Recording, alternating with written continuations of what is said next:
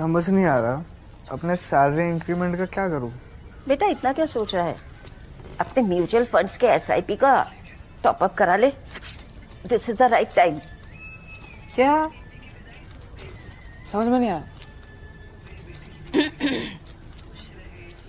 बेटा इतना क्या सोच रहा है, अपने म्यूचुअल फंड्स का एसआईपी टॉप अप करा ले। This is the right time. आप समझा।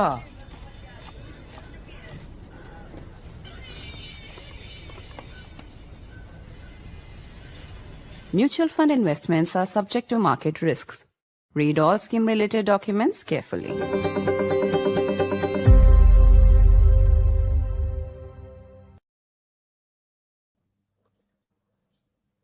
Asim Munir doesn't seem to get the message at all. Back in the United States for his second visit in 2 months, raising all sorts of questions about why Donald Trump, in the middle of his tariff war with India, is cozying up to the Field Marshal and the Pakistani Army Chief, has now made a set of shocking comments.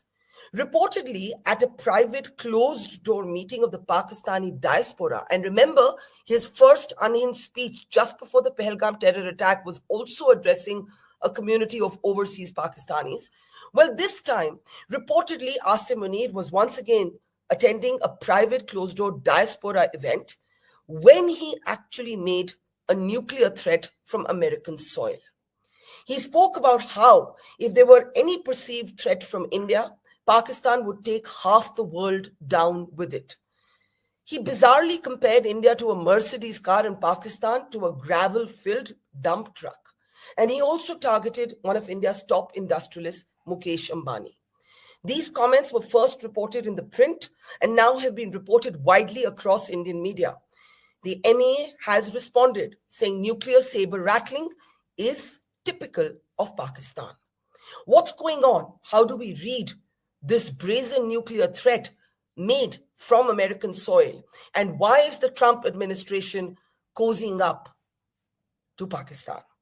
I'm Barkha, you're with the Mojo Story. As I said, Asim Munir is back for his second visit to the United States of America in as many months.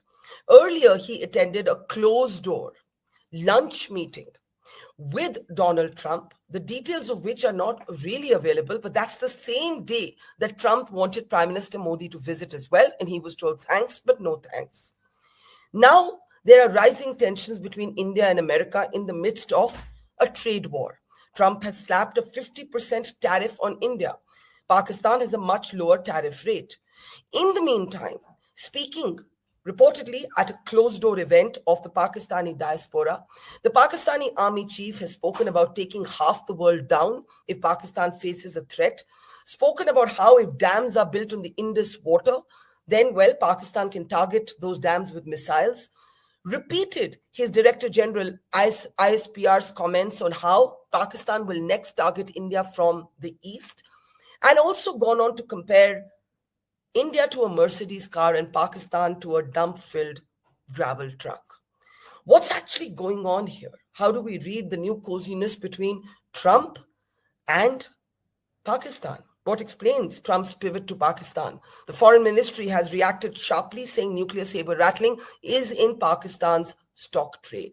Let me introduce our guests on the program today as we try and make sense of what's happening, if we can at all. Military veteran General Raj Shukla is with us. Good to see you, sir. Also joining me from the United States of America today is Chidanand Rajghatta, who also has a very detailed report out in the Times of India on these remarks, purported remarks. And also joining us is Ambassador Manjeev Puri, a veteran diplomat. To be clear, there is no video available of these remarks. It's not clear whether this is Munir being boastful in a dinner table or lunch table conversation with somebody that has been passed on, or an actual structured speech.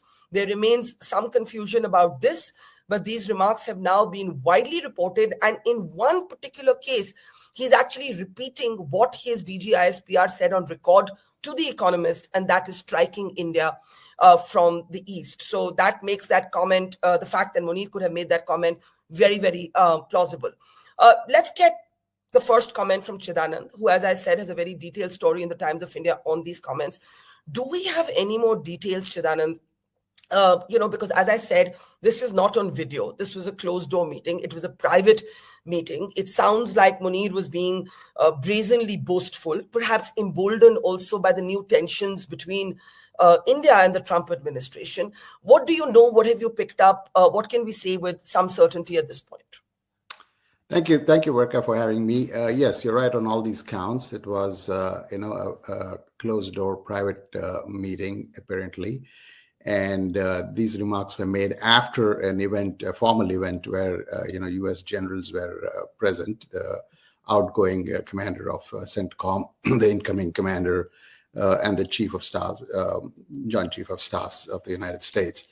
There is a little background to this. General Munir, this is his second visit, correct? But this visit was only for that particular event in Tampa, where there was a changeover of the Central Command. He did not come to Washington. He actually may have transited through Washington or New York on his way out, and he went to Brussels next. But there was no event in Washington, D.C. So this was a Central Command event. And the background to Dr. Munir's, General Munir's, remarks is that there is a lot of opposition to him in Pakistan, on the civilian side, and particularly from Imran Khan's troops. So the overseas Imran Khan brigade, the PTI activists, have been actually protesting his visit. They did so in Washington, they did so in Tampa, and they're doing so in Brussels. Did so in Brussels too yesterday, Sunday evening, when he was there. So he's trying to, rally the constituency, back into the Pakistani fold, and obviously he's being boastful. He sees, a time when he thinks India is vulnerable, and yes, this comments on, coming in from the east, attacking from the east, probably has to do with his perceived perception of India having a hard time with Bangladesh and with China. So there's a lot going into this. A lot of this is rhetoric, really. Look, at the end of the day, there's really no need to quench, because these are minor tactical victories, as I see it. And insofar as President Trump goes, this is his style. He art of the deal, or a word that rhymes with art of the deal. The guy uses every country to play off against another country. He will use Pakistan, to coerce India into a trade deal. He'll use India threat of 50% tariff against India to sort of force China. He'll use China against Russia, and so on. That's his style, and I think by now we should have figured it out.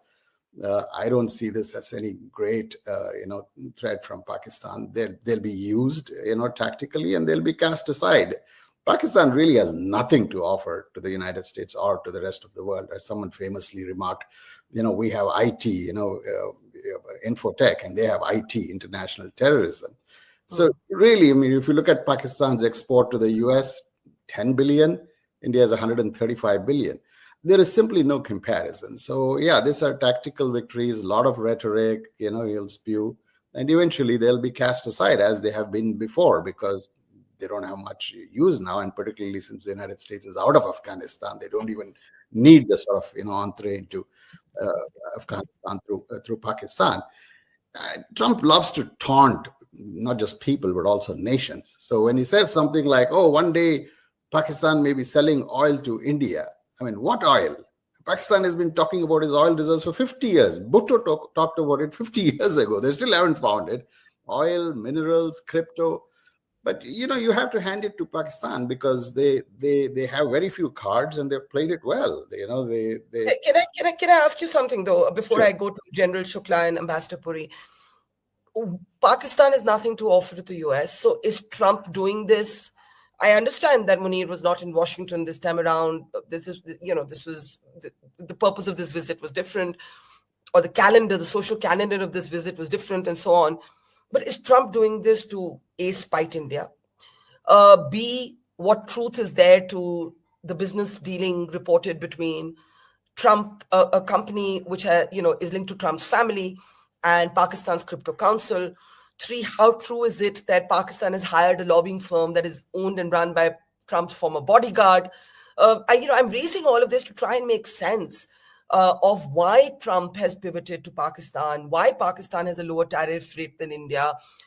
We know one of the reasons is that Pakistan recommended Trump for a Nobel Prize. Pakistan flattered Trump's giant ego. India refused to do so. But what else is going on here?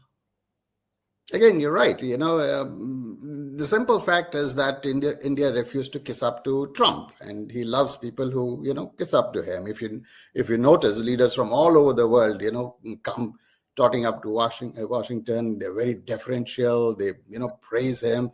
They try and play golf with him. They go to Mar-a-Lago.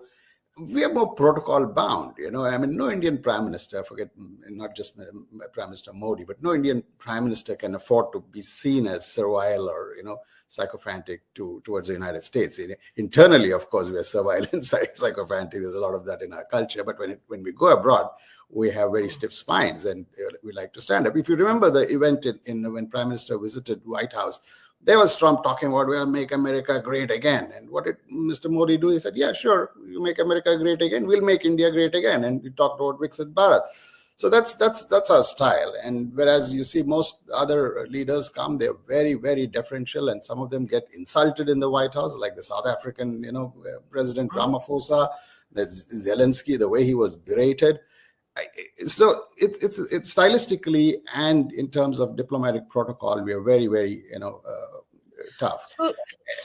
And you're right that, President Trump, like I said, he uses, countries, and he has a very public, abrasive style.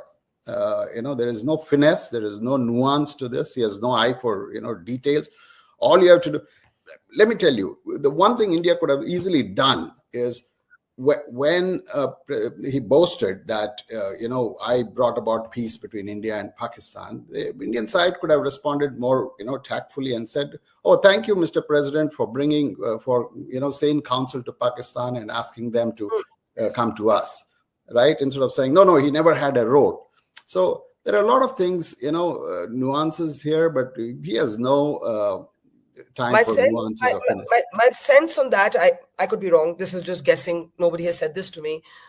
My sense on this could be, had Trump not beaten India to the announcement of a decision that was our sovereign decision, things may have been very different, even in saying, hey, thanks, America, for making Pakistan see sense. But, Trump, in a way, sort of tried to take away India's sovereign right to make that announcement on our own terms. But that said, before we get into Operation Sindoor, let's go back to what the show is about today. Munir, Ambassador Puri, the Foreign Ministry, the MEA, has responded. Since yesterday, we first saw this reported in the print, then we saw it in the Times of India, now it's all across media. There is no structured speech available of Munir saying this. This is a private event. And the conversation, a lot of the comments were made in Urdu, they've been translated, they've been summarized. And in some way, some of these comments are bizarre. For example, Munir is reported to have said India is like a Mercedes car, Pakistan is like a gravel-carrying dump truck. But when they collide, guess who is hurt more? Trying to say that, Pakistan may be punching above its weight, but the damage will be to India. But conceding that Pakistan is the gravel-carrying dump truck. Not sure that's great for Pakistan's self-image as a nation. That said, do you agree with Chidanand ki this is just sort of boastful loose talk? There's nothing more to it. The reason I am not fully convinced is that this gentleman made a very unhinged speech a couple of days before the Pahalgam terror attack, also addressing an overseas Pakistani event. Now, if he has said all these things to a diaspora event from US soil, if he has actually said we'll take down half the world if, we perceive a threat from India, I mean, can the Americans afford to ignore this? Barkha, thank you. First of all, gentlemen, may I ask you to put your hands together and clap for Barkha. What she did with Fareed Zakaria, Barkha, thank you very much.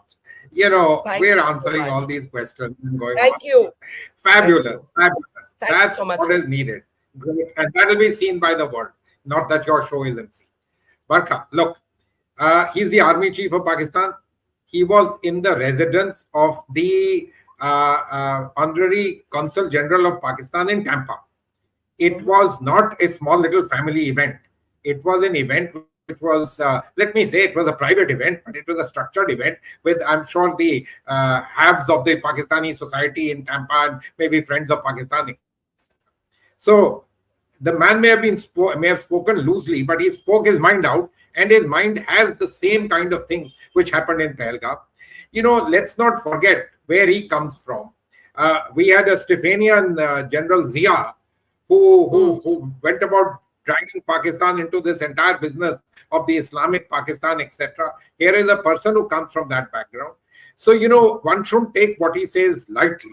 At the same time, of course, I completely agree with Mr. Rajgata that, there is an element of boastfulness. There's an element of small time, take some things, this dump truck and Mercedes and this kind of stupidity, etc. But, these kind of things are quite common.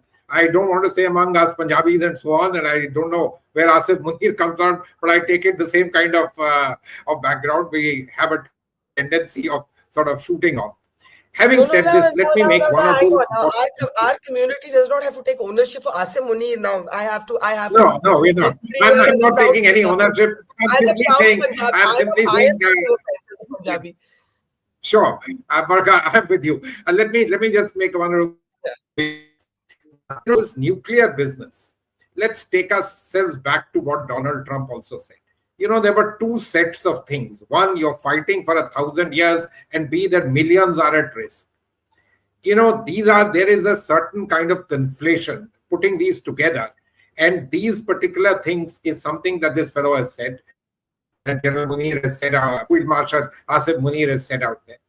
Look, the Americans should be mindful of this. They should certainly take cognizance of the fact that their soil has been, if I may use the expression, misused for such a kind of nuclear threat, which is a very important thing for a P5 member and for a signatory to the NPT. And this is something which is extremely important, especially coming at a time when somebody goes to their central command, somebody with whom he has a professional relationship, you demit office, you take someone in, and at that time you speak in this kind of thing, loose talk. Let's not just let the person get away with that. That's something I want to be very clear. On the other hand, I also don't want us to, we should be mindful what kind of individual we have, what kind of leadership we now have in Pakistan. And let's be clear, leadership has always been with the army, and what kind of general we now have. And he has to prove a point to the people of Pakistan that he matters, that he's, in a sense, getting the army back into its position of being able to make Pakistan great again, if I may say so. That kind of stuff. That's very, very important from our perspective to understand. And I think we did slip up. We didn't hear his first speech carefully enough, but that's okay. These things happen. India is not just the Mercedes, but it's an armor-plated Mercedes. So the dump truck, better beware. I don't want to go into all this. I just want to make these few points to you. The United States should take cognizance. Of course, he's playing games. I thought that little bit about Mr. Mukesh Ambani was particularly in poor taste. With countries, come on, let's have it out. But you don't say all this kind of stuff, even in private gatherings, which will be reported, and you think that you made a great joke, but it's not so. These are in poor taste. They don't reflect your high position, but they are the nature of the individual, and we should try and learn from this. What does it mean? This is on Mr. Asim Munir's side. Then comes the Donald Trump, and there I agree with Chidanand that we need to start understanding the individual and what drives him far better. But I'll stop now because this program is about the Army Chief of Pakistan. No, actually, it's all connected. I think what Trump is doing with Pakistan cannot be separated from what's happening between Trump and India. So we'll come to that. But General Shukla, two variations, I would say, in the perspectives we've heard so far. Chidanand is, look, he said it, he's being boastful. So what else is new? This is Pakistan. It's rhetorical. It doesn't translate necessarily into something that India needs to be concerned about. But here are my concerns. He was also being rhetorical before Pahalgam. Some might have argued then. And the Pahalgam terror attack followed. Secondly, the Director General of Pakistan's ISPR, the military spokesperson, tells The Economist, I would say, 5-6 days ago, exactly what Munir is reported to have reinforced in America about striking India from the east. If we can have that particular comment up, yeah, there it is. Now, this cannot be a coincidence. I mean, they're obviously zoning in on Bangladesh's troubles with India, trying to rebuild their own relationship with Bangladesh. And this is unlike everything else about Munir, which is a leak. The comments made to The Economist, reportedly repeated by Munir, were on record, right? Thirdly, the third thing that concerns me is Trump's delusion that he can, in fact, undermine India's sovereignty, because I really do believe that the trade war, and that's what I said on Fareed Zakaria's show, and Ambassador Puri, thank you for those kind words. I think Trump thinks India's sovereignty is something that he can undermine. And to that end, he is pivoting to Pakistan at a time when we are embarking on a cautious rapprochement with China, where too Pakistan has deep links. All of this is of concern to me. General Shukla. Yeah, Barkha, why should we wait to get startled when General Asim Munir or his DG ISPR make these statements about Bangladesh? They've been pretty apparent for a while. I and you have spoken on your show about the Bangladesh thing. So why should we get startled when they say it? That is a reality. But that's the only serious issue in this whole speech that General Munir gave. And before that, I've just been wondering that has the time come to stop this ego massaging of Trump? Till when can it go on? I mean, we are a 5,000, 6,000 year old civilization. And look at the countries which have begun to stand up to Trump. Brazil, Russia, India, China. So is BRICS a serious threat to the MAGA challenge? Maybe. At least these countries are showing some spine. The rest of the world seems to have gone and laid themselves prostrate before Trump and MAGA's unreasonableness. I mean, now is Trump going to dictate our strategic choices, where we will buy oil from, where we will get our ammunition and arms from? So you just have to stand up to the schoolyard bully. And that time, unfortunately, has come. On a lighter note, we invested in Miller, a sophisticated communication strategist. And Pakistan, as is their wont, in line with their intellectual capacities, chose a bodyguard. The bodyguard gets them 19% tariff. So if you apply that Pakistani kind of logic, perhaps we are making mistakes. But if you go by the Indian logic of reasonableness, I think we are doing pretty well. And the time has come to stand up, and that's what we are doing. See, this is what Mr. Rajghat was suggesting, or I think Ambassador Puri, or perhaps you suggested, कि भाई थोड़ा बहुत और कर लेते, मान लेते ceasefire. Then what would have happened? Come to Washington, pose for a snap with Asim Munir. No, I didn't suggest this. I didn't suggest this. And the third part I am suggesting. Yes. This would never have ended. Like the Armenian and the Azerbaijani presidents were made to pose. Sure. So sorry to use this word, ये जो Trump का तमाशा है, उसकी जो बेवकूफियां हैं, इनका तो अंत होना ही था. And the sooner the better. So I have no regrets on that. And please, you go back to your shows. I've been very rosy-eyed about the Indo-US. So this time has come because, and the serious Pakistani thinkers must note what Shuja Nawaz said about the sheer unequalness of the Pakistan-US relationship. He called it a fundamental misalliance. It's not going to succeed. I mean, I'm pretty sure about it. Now let's get to this gathering in Florida. I've gone through the print article. I couldn't go through I didn't see the article by Mr. Rajghat, but the print article I've gone through. And thank you, Ambassador Puri, for graciously acknowledging that it was a Punjabi gathering. So he was speaking to his own. And in that sense, perhaps the caliber of the intellect was not too high. It was, garrulous, boastful, and amusing. Let me tell you why. I mean, there are the serious issues of schoolboy boorish nuclear saber rattling, but what is amusing is this: even the quality of saber rattling came from a very madrasa kind of understanding of nuclear theology. It didn't have the finesse and sophistication of Pervez Musharraf. Let me tell you why. See, what does he argue? So what is his argument about taking this world, half the world down with him? So when he links it to terror, it is this, कि भाई हम terror attack करेंगे, आप nuclear attack करोगे, और क्योंकि हम आपसे हारेंगे, we will not be able to stand up to you conventionally. You will do the nuclear stuff when we have an NFU. We are never going to do it. And when the conventional attack succeeds, I will blow up this suicide bomb. And by the way, which half of the world will you take down? Trump's half or Xi's half? I mean, spell that out. So this is all kind of, boorish stuff, makes no sense to me. This point that he made about this truck full of gravel or whatever. So, bhai, this is not the Parakram military. We don't need this Mercedes to come and hit the truck. We will take you out from 400 kilometers. The character of war has changed. अब हम आके टकराएंगे थोड़ी ना आपके साथ. So, the whole point with Pakistan, and I don't want to, shall I use it? I mean, you wrestle with a pig, the pig enjoys it. So why wrestle with a pig? If we build our capacities, combat, overmatch and all, Pakistan se baat hi nahi hogi. In that same speech, dekho, what does he go on to say? He says only one of the two states have been founded on the Kalima, the Islamic profession of faith. When he's asked, or people perhaps wanted to know, where are these rare earths and oil reserves? So God, Allah will bless us with this. So no scientific basis, all theological hope. So wo puri jo speech hai, it is absolutely low IQ. The last thing he says is, look, how Pakistan, gave this master class on balancing rival powers. Is he two-timing China? I mean, a whole lot of nonsense in that speech. Nothing to get worried about. Surely garrulous, amusing. But what we have to focus on now, that's an absolutely different matter.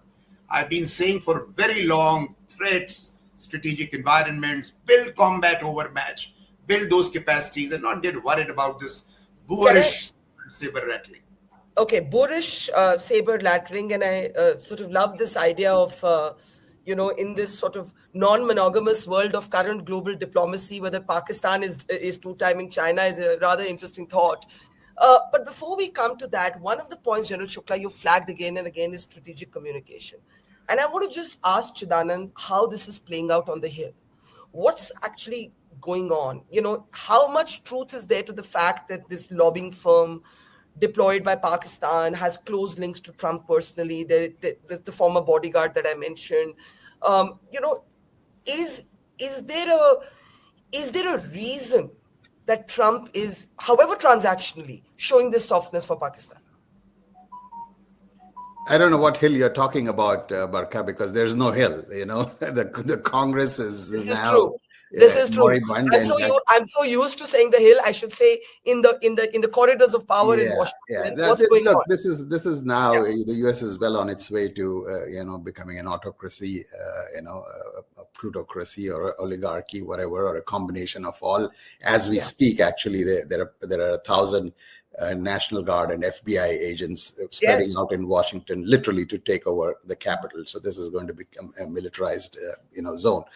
But about the lobbying thing, look, like I said, it's a tactical win for Pakistan. They identified bodyguard. By the way, he, Keith Schiller resigned as bodyguard in 2017. So it's not like he's in the Trump inner circle right now. He's somewhere on the fringes. And so is Miller, who was, campaign manager.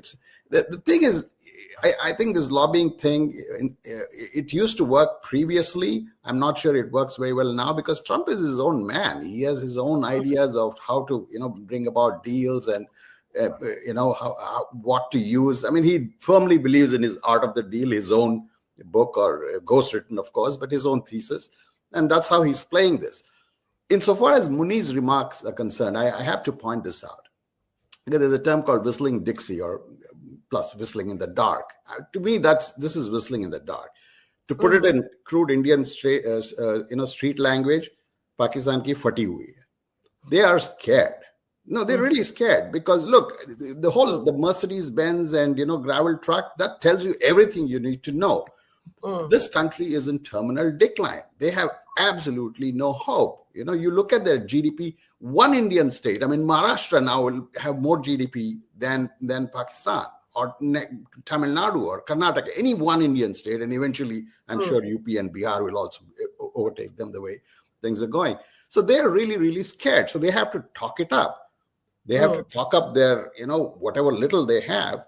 And so you don't have, natural resources and you create resources. I'm sorry I'm interrupting you, but because Sure.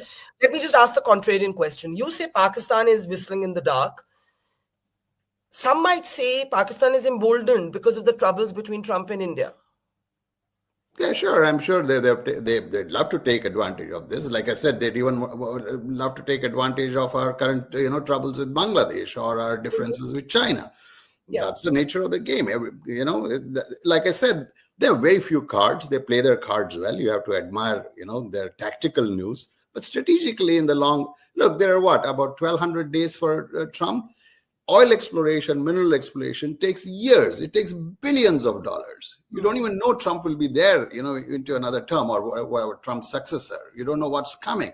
So the idea that somehow, oil will come gushing out and they'll have billions and trillions. I mean, this is stuff they have spoken about for a long time, right? I mean, you just play with a limited number of cards. You try and make yourself relevant by, this nuclear saber rattling. But in the long run, like my fellow panelists said, civilizationally, we're a 5,000, 6,000 year old country. These are all temporary blips. I really don't think, we have to take it so seriously. I wanted to get in Ambassador Puri, but I see General Shukla's hand repeatedly go up, I think, for an interjection. General Shukla, sir? No, I wanted to make some points. I'll wait for Ambassador Puri. Okay, let me come to the ambassador then. Sometimes, Ambassador Puri, I can't read your very quizzical smiles. I don't know if you're agreeing, disagreeing, what you're actually thinking. So are you looking at Munir's comments with some alarm? Or are you thinking this too will pass? Or do you believe, and I think it's a very interesting question about jokes apart, Pakistan, China, India, China, Trump, China.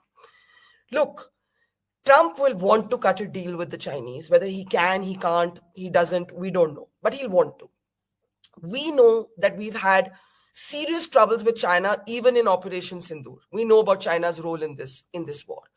Yet, relations with Trump have deteriorated to the degree that we must now balance our strategic interests, our strategic outreach. And so here we are on this very cautious rapprochement path with China. But if Pakistan has an inroad with Trump and Pakistan has an inroad with China, how should India be responding? Barkha, thank you very much, and thank you for saying what you did. Look, I want to be very clear on one thing. We have Pakistan on our doorstep. It's not a small little country. They're in decline. I come from an age when 1971 happened. And that's part of the reason why I'm a very proud Indian today. The other thing is becoming an emerging economy from being a poor developing country. What a difference it's made to me and my life. So let's be very clear. Pakistan diminishes. I'm much happier because it's a country which is declared us to be an enemy. What else can I say about it? Now, having said all this, it's a country with an important geography, and we don't need to get into why they are important to not just the West, but the Chinese and even the Russians for that matter. But let's leave all that aside. This is not a country which is going away in the next 2-3 years or 5 years or whatever it is. This chap is at the helm of that country.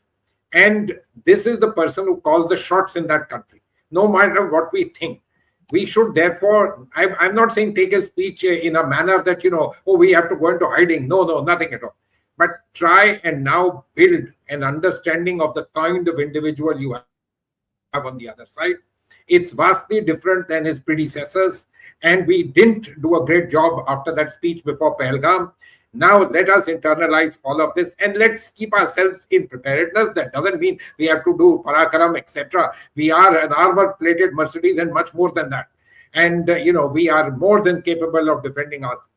Now you come to this China and all these questions. Look, Barkha, I am an old believer that in India's case, what happened over the last, say, 15, 20 years, the lean in the direction of the United States, I think, made us, in a sense, in real terms, lose this strategic autonomy and so on and so forth. Now, are you being forced to do it? I hope it's not happening as a rebound. I hope it's happening because this was always there within us. And it was a matter that we always thought was important. I don't want to belabor the point, but it isn't for nothing that we came up with non-alignment and so on. There is a manifest destiny that we think of ourselves. the world's largest country now, the fourth or third largest economy. We may be a country which is 139 out of 193 per capita income, but going places. And so therefore, a degree of being able to run with the hares and the hounds, it's necessary for us to do. You can call it multi-alignment, strategic autonomy, you can call it whatever. And these are not just talk shop ideas in think tank places. You need to walk them. There's been mention of BRICS, etc. Did we not underplay BRICS, etc. to Quad? And now one of my colleagues said the other day that, will the Quad summit take place? I'm not so very sure. If Trump and Putin somehow or the other manage to stitch things, the Quad summit will happen and we'll be laying out a much thicker red carpet there than for the BRICS leaders when they come here. We know the facts. Let's not shy away from this. You studied in Columbia. I have children who have graduated from school there. We know that country attracts us at the level of people, and our leadership for the last 15, 20 years have found that the United States is what I believe they believe is an indispensable and an important, very critical partner for India's growth as well as a bulwark for China. Now, having said all this, there is also something deep in our political psyche which does not allow us to reach the level of what you may say ally. And hence we therefore stop short on that. Not a bad idea in my understanding. Others may not agree with me on this, but everybody has his own thinking on all of this. So the way I look at it is this China, United States, and I think Trump will make every effort to do a deal with Xi Jinping, and I don't think he will hold back either. That's why, in my opinion, he didn't go for the BRICS summit. BRICS and China can't separate itself, but he tried to separate himself from the BRICS summit. He will try to do a deal. Trump will want to do a deal with him. Whether it comes or not, I don't know the answers to these things because you're dealing with individuals who are taking decisions. So that's the bottom line. But Pakistan, let's now become a little more mindful of this individual who has the control of the country and control of its might, whatever that might be. Okay, you've said a lot of different things. So I'm going to pick up this point about that if Trump gets a deal with Putin and is able to backpedal then from his tariffs against India, will India be rolling out the red carpet during a Quad summit? It's an interesting thought. I don't know that the Prime Minister, having been embarrassed by this man in whom he invested a great deal of political capital earlier, would ever reach that personal comfort again. I don't know. I'm just leaving that thought there. Before I come to General Shukla, the army chief, our army chief, made a couple of interesting comments over the weekend. One was, of course, a little bit of a humorous comment on how Pakistan seems to think that Sindoor was a victory because Munir got a promotion. But the more serious comment was about war preparedness. I want to actually say, he said the next war may happen soon and we must be prepared accordingly. I'm just going to play that out. Take a look. I will not have time to explain the 4 quadrants, but the non-kinetic quadrant is something which you can start today. And the next war, which we are looking at, it may happen soon and we have to prepare accordingly, as already been brought out by Director, that in this we have to fight this battle together. This non-kinetic has to be fought together. So what are the deductions? That as far as whole of nation approach will be there for the next war, it is not the military alone which will be fighting. Let me assure you very clearly in this issue. As far as the grey zone is concerned, it's ever present and this will remain. So we are in the age of grey zone warfare, clearly, General Shukla. But it is important, and in this Munir Tamasha, it has been overlooked, that India's army chief is talking about how the next war may happen soon. He's not just talking in generic terms about be ever war ready. He is making a comment the next war may happen soon. So look at the balls up in the air from an India perspective. Trouble with Bangladesh. A fragile sort of dialogue with China. Trouble with the Americans, right? So, that in a half-front war that we talk about may well be upon our door. I don't know how you saw those comments. And, we're trying to join all the various dots here. Munir, Trump India, Trump China, Trump Putin, and India, Russia, China axis. I don't know, anything can happen. In this churn right now, anything can happen. I have no doubt. I agree with the Army Chief 400%. I've been pointing it out on your show. And see now, what are the things that should worry us? Strategic autonomy cannot mean that we are friendless in the strategic military sense. And that is my biggest worry. Because Trump is not only quixotic, he can be ruthless and devious. So in the next conflict with Pakistan, the stuff that we've got from the Americans thus far, it may not be available to us. What are our options? That should seriously worry us. The way the Pakistanis, are collaborating with Turkey, USA. I mean, we've been pointing out the Minister of Defense Industries of Turkey has been both in Pakistan and Bangladesh over the last 2 months, 3 times. All this is not innocent. So, and what is happening? This is the point. Look at our defense budgets. Look at our investments in technology converting into combat capacities. These issues are really worrisome. I mean, if the Pakistanis get those J-20s, J-35s, as I've been pointing out, and the HQ-19s, the air balance will change dramatically. I'm surprised these debates in India are not as deep as they should be. So the next conflict could be 4 months, 6 months, 1 year down the line.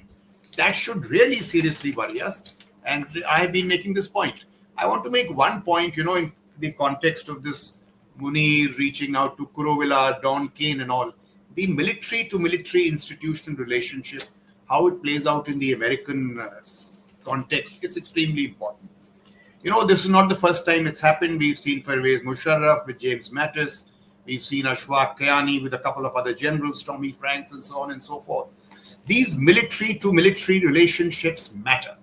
They lead to quid pro quos, so on and so forth. We have been exceptionally coy in this regard. We will have one colonel liaison officer in CENTCOM, one colonel liaison officer in Indo-PACOM. That's not good enough. As we are stepping up in this game, we need to invest far more in the military to military diplomacy game. And that is why I've been making a case for theater commanders. It's so critical. The Western theater commander will have a quasi-diplomatic role looking at Afghanistan, Iran. Eastern theater commander looking at Myanmar. The maritime commander connecting with Indo-PACOM. And these things do matter, as it has mattered with Munir, Kurovilla, Munir, Don Kane. Why are we not investing in this domain? So, these are some of the issues that should seriously worry us, and not so much the content of Munir's speech. That was boastful, garrulous, and amusing. But there are other issues which we've been on many of your shows. They have really not picked traction, resonance amidst our strategic commentary. That is worrying. Yeah. I think I agree with that. Before I give Chidanand the last word on how he thinks this may unfold in America, Ambassador Puri, any last thoughts? Do you actually agree that that this could pass soon? That this phase may pass soon, and it depends on an external set of developments? For example, what happens between Trump and Putin? I think you alluded to that. I did. Puri? None of us will disagree with what General Shukla has been saying in terms of defense budget preparedness and so on and so forth, and including this business of military to military relationships. I want to tell you, Barkha, you and I lived in New York, but those who lived in Washington, and let's leave out the World Bank crowd, the Pakistanis over the last 60, 70 years have built up a huge set of relationships in and around Washington with this particular element of the military industrial complex. Look at the number of their ex-generals owning ranches and so on and so forth. It's something which we possibly don't understand. In cricketing terms, we say, this is the difference between gentlemen and the professionals. We're doing very well, but these gentlemen keep scoring here and there. Talking about the other things, look, Barkha, it is my convinced belief, no matter what you said and so on and so forth, that in India, at leadership levels, there is a kind of convinced belief of the critical importance of the United States. And one is for our growth and development, our high table aspirations, and the other is this bulwark against China. And this is not something that is easily going away. We understand that in the United States, tempestuous kind of relationships happen. With the Dems, you have them poking their nose into your internal domestic affairs. Now you have Mr. Trump. This is something, frankly, we didn't study well. We didn't figure out very well because we thought it was Trump 1.0, which was an accidental presidency surrounded by institutionalists. They may have been nationalists. This is Trump 2.0, no institutionalists. And I don't want to say it on your thing, but those who want wealth, he wants deal, legacy, all sorts of issues of this kind. And Chidanand, it's not just about the K word. We also try to do it, try to be there the first, etc. No, it's what the man wants in his lolly, which is not particularly easy for a country to do. But supposing these things happen in the next 3-4 months, you have opportunities. I do believe, and I believe it would be a sensible move, no matter what other things happen and this hurts, etc. The national interest would dictate that, yes, you do. I don't want to say rebuild, but you do, carry on this strengthening relationship. My little point is, at the same time, don't forget strategic autonomy means that while laying out one red carpet, you also be prepared to lay out the other red carpets, and hopefully in the same degree of thickness. Okay, let me give the last word to Chidanand. Here's the question for you. If Trump is able to secure some success when he meets Putin, does he get a reason to feel like the president of peace, which is how the White House is presenting him, which is how the Pakistanis are flattering him? India isn't. But then does he get a context to backpedal from this conflict with India? Because he can't, theoretically, he's penalizing us for buying Russian oil. If he gets a deal with the Russians, he can't penalize us for that anymore. So is that where this is headed? Is that how this is going to de-escalate? Or what do you see happening in the next couple of weeks? Yeah, I mean, if there is a deal with Putin, definitely there'll be some dialing down. At least the 25% penalty may go, but the other 25% tariff is still there. Look, the thing is, as I look at it, it's not just this. There's another backstory to this, which is BRICS. Trump is very fearful of de-dollarization. Okay, so there are conflicting impulses there. On the one hand, he wants a weaker dollar because that will help, the U.S. deficit. At the same time, he wants a dollar's primacy to remain. He wants a dollar to be the reserve currency. And he has seen BRICS as a threat, and he has said so very openly.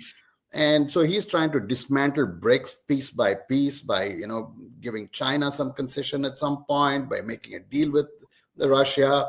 And it's interesting that he takes on the two democracies in BRICS, the two most prominent democracies, India and Brazil. So there's that piece of it. But overall, if you step back, I see this as a very teachable moment for India, frankly. I don't think we should get funked by this. The fact is, I'm old enough to remember, I'm from a generation when, when IBM went out of India or was sent out of India by George Fernandez and Coca-Cola in 1977, 78. You know what happened next? HCL was born. And then Wipro was born. Azim Premji came back from Stanford and turned a vegetable oil company he inherited into an IT company. Nobody remembers today that Wipro is a vegetable oil company. That's right. And then Infosys came along later. And then IBM and Coca-Cola all came back in the 90s with liberalization. We forgot all about this. Yeah. Right? So the thing is, it is a wonderful moment if we approach it with discipline, with determination. This can be a very good turning point from India. And again, I also come from a generation where I had a brother who was a world traveler at that time, and I was in India, and I'd ask him can you please get me Levi's from America and Walkman and latest Pink Floyd album. You know what? I told my daughter, 2 years from now, if this continues, you will be asking me to get iPhones from India. Yeah. Right? Remember that. Yeah. So this is where, we need to have the self-confidence that we're not a vassal state, or we are not a, country which sort of goes down, but it requires, discipline, determination. And I think I sense it happening. One of the big gripes I've always had is how, we're so poor at marketing ourselves and our products. It burns me up every time I go to Costco and see basmati selling for $1 a pound, right? Cheaper than in India. It's basmati. It should be like $4.99 or $5.99 a pound. The Malabar and Tellicherry pepper, selling at $2.99. I mean, it's absurd. It used to be called black gold. Why aren't we marketing it better? I asked an MP, one of our friends, from Kerala, very prominent, why is it spices selling so cheap? And he said, there's so much competition from rest of the world. I said, yeah, sure there is, but then it's all about marketing. You're getting pepper from the land of pepper, from the original, spice cornucopia, right? So these are a lot of teachable moments we'll have, and we have to not believe that it's the end of the world if we stop trading or trading with U.S. dials down. That's okay. There are other markets. There's Gulf, there's Africa, there's European. Everyone's panicked about shrimp. The fact is, very few people. Americans have no idea that half the shrimp they eat, is from India. Hundreds of shrimp farms were set up in India under American tutelage, American patronage. They have exacting standards. There are inspectors who come there, and now you're slapping tariffs on shrimp. All right, your shrimp will go elsewhere. Please have a domestic promotion. Encourage people, put down the chicken, eat shrimp, right? So there are a lot of teachable moments here. I don't think we need to be funked. Pakistan is just a small piece of it, really. I mean, we sort of inflate this country into something bigger than it is. They're scared, and they're going to make all kinds of wild threats. But our competition is not with Pakistan. Our competition is not even with US or China. I mean, to us, we're a big country, and we're a domestic consumptive economy. We don't depend so much on trade as other countries. 60% of GDP from domestic consumption. Right. Sorry, I was going to close, but General Shukla, your hand went up, so I will give you a quick word there. I was just wondering, what are the expectations from the Alaska summit? What I read is that all that Putin has suggested is that, or where that the talks are heading is that the Americans have said, all right, no unconditional ceasefire. We'll discuss the root causes issues. So Ukraine membership of NATO, EU, that kind of stuff. They are not even getting to the territorial piece where the great complications lie. So if that is the case, then no matter how the summit terminates, will that lead to this lifting of tariffs? I have my own. Any thoughts, Chidanand or Ambassador Puri? I think, are you wanting to? General is right. It is very sketchy. I mean, the fact is they expect Ukraine to roll over, throw Ukraine under the bus and have Zelensky, put a gun to his head metaphorically and get him to sign stuff. And he's shown that he's not going to, and he will go down under it if he does in Ukraine. So I can't see at this time much coming out of it unless they just use language to finish things. Trump just wants headlines out of this, and he wants a Nobel out of this, so he'll try his best. But it's very hard to see a resolution at this summit. My guess is they'll sort of have an interim kind of agreement and then push on and say we'll discuss more things later on. It's hard to see a resolution. Lots of balls up in the air. We will leave it there. I think what I take away from that is that there's no necessary immediate sort of dialing down of tensions between India and the Trump administration. But I think what everybody here is saying is that it's all right. Been here before, seen worse before, survived those years, those decades. Better place today. Make your economy stronger. Get stronger from within. Always the best answer to adversaries is success. That's what I believe. I think it's true for all professions and it's true for nations too. We leave it there. Chidanand Rajkhata, Ambassador Puri, General Raj Shukla, it's been a pleasure. And to our audience, thank you. See you tomorrow. Bye-bye. It's great to see you here. Thank you for watching our work. If you haven't subscribed yet, don't forget to click the bell icon and subscribe to Mojo Story and support independent, robust journalism.